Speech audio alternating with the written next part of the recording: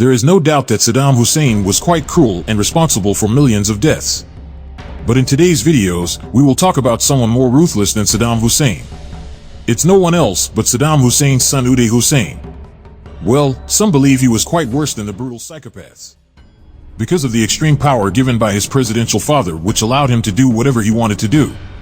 For instance, stealing brides from marriages and shooting and killing marriage attendees if they tried to stop him. Even no one could stop him from forcefully picking up girls from schools and universities, arranging hunt parties where he used picked prisoners to torture them with their guests for amusement, forcing athletes to kick the concrete ball, as well as burning their skin whenever they lost a game, and his favorite, forcing his rivals to eat their feces. We will talk about all of his psychopathic behavior and his lavish lifestyle, but start with his early life. Name: Uday Saddam Hussein al-Tikriti, father Saddam Hussein Abd al-Majid al-Tikrit, mother Sajida Talfa. Born on June 18, 1964, Uday Hussein was the eldest son of Saddam Hussein. Even if Saddam Hussein had to face poverty and struggle in his childhood, but he was able to provide a quite luxurious and comfortable lifestyle to his sons and family members. Uday's early life was marked by privilege and a sense of entitlement due to his position as the son of the country's leader. His upbringing was filled with opportunities, but it also exposed him to the volatile and authoritarian environment of his father's regime. Uday was groomed for a leadership role within the regime. His family's position afforded him access to resources, education, and privileges that were not available to most Iraqis. Education and university: Uday pursued his education at Baghdad University, where he studied medicine. Despite his lack of academic aptitude, he was granted a degree in medicine, a testament to the influence of his family's position. His educational achievements were often inflated due to his father's control over the educational system. From a young age, Uday was exposed to the inner workings of the regime. He accompanied his father to official events, meetings, and international trips. This exposure to political power and the military establishment contributed to his sense of entitlement and desire for control. As we already discussed, that Uday was groomed to be a leader from a young age, hence he was appointed as head of Iraqi Olympic Committee in 1980s when he was around 18-year-old, and then he was appointed as a head of Iraqi Football Association. However, his leadership was marked by allegations of corruption, coercion, and abuse of athletes. According to reports, he was using the funds meant for sports development and athlete support for his personal use. He diverted resources that were intended to benefit athletes and improve sports facilities. Forced participation: Uday often forced athletes to compete in events regardless of their physical condition or capabilities.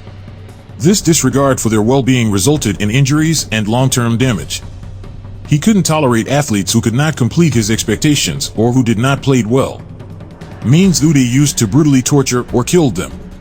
For example, when he discovered that the Iraqi national football team had failed to qualify for the 1990 FIFA World Cup, as the president of the Iraqi Football Association, Uday took this failure personally. In response to his anger, Uday allegedly ordered the entire football team to gather at the Al Rashid Hotel in Baghdad, where they were subjected to a brutal punishment. Uday and his bodyguards allegedly tortured the players, using various methods including beating them with sticks and forcing them to kick a concrete ball. Additionally, Uday was said to have punished the team's coach, Adnan Hamad, by beating him and forcing him to kick the concrete ball as well. These acts of violence against the national football team and its coach were meant to serve as a lesson and a warning to others. Not only this, even he did build a big private torture prison where he used to torture people for their personal amusement. Some reports disclose some more ways he used to torture athletes. For instance, beating and whipping. Uday would physically beat athletes using his fists, cables, or sticks. This included severe and repeated blows to various parts of the body, causing immense pain and injury. Electric shocks. Athletes were subjected to electric shocks as a form of torture. Electrodes would be attached to sensitive parts of their bodies, such as their genitals or limbs, and electric current would be passed through, causing intense pain and suffering. Suspension and hanging. Athletes were sometimes hung from ceilings or suspended in painful positions for extended periods of time. This would put tremendous strain on their bodies, leading to physical agony and long-term damage.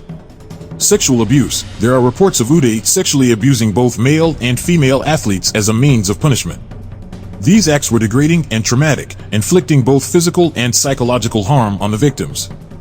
Forced self-mutilation. In some cases, Uday forced athletes to engage in self-mutilation as a form of punishment.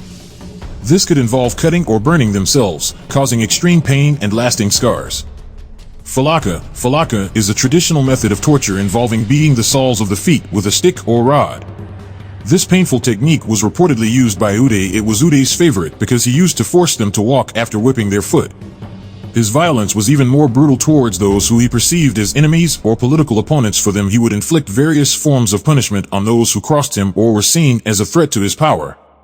For them, his favorite punishments were disfigurement. Uday would sometimes order the deliberate disfigurement of his rivals as a form of punishment. This could involve cutting off body parts, such as ears, noses, or fingers, as a means to permanently humiliate and incapacitate his victims.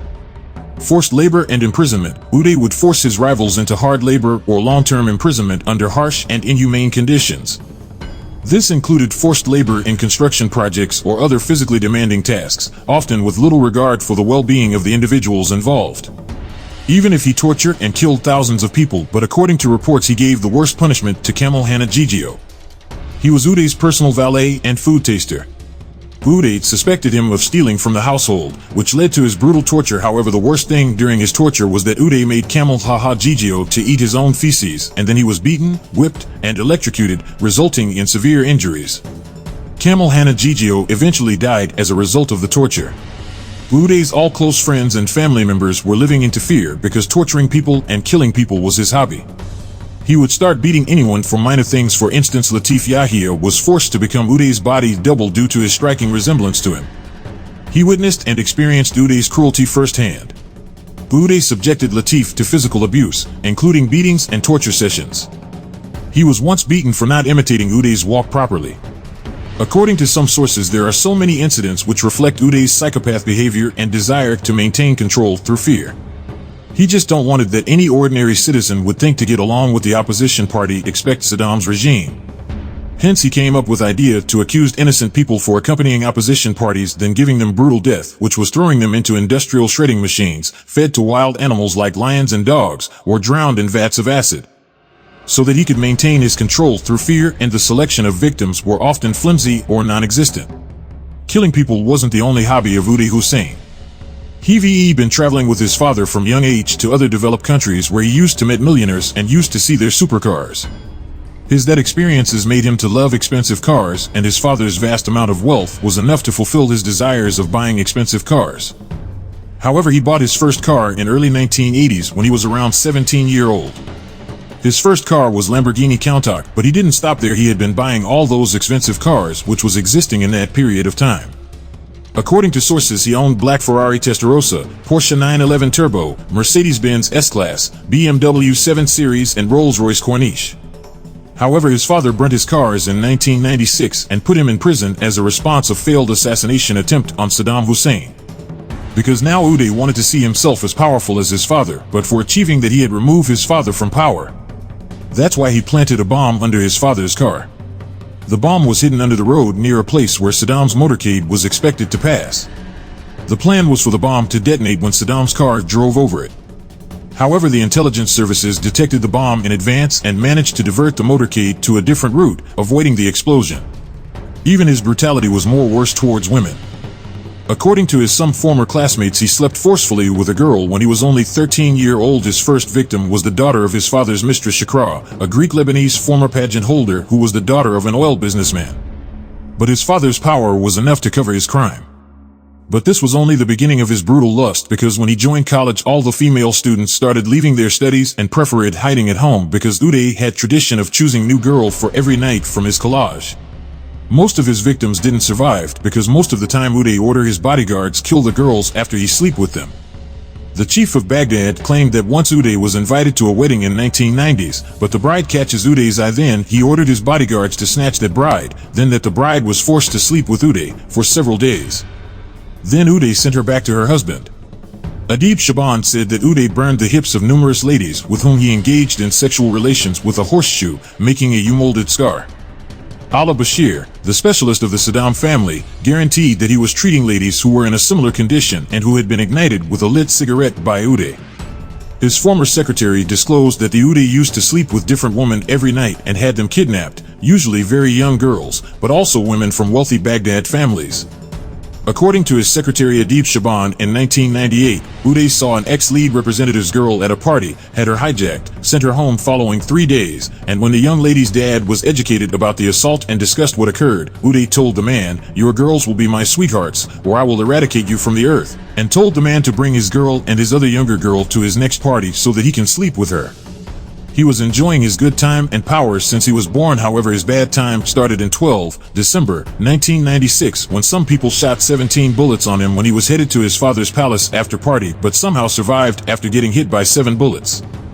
But that failed assassination left him paralyzed for almost a year. After so many surgeries, he was able to walk again with some support, but never recovered completely.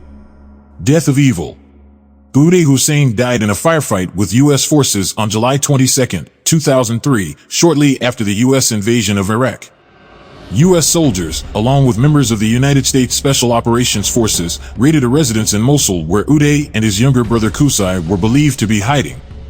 After an intense exchange of gunfire, both Uday and Qusay were killed during the operation.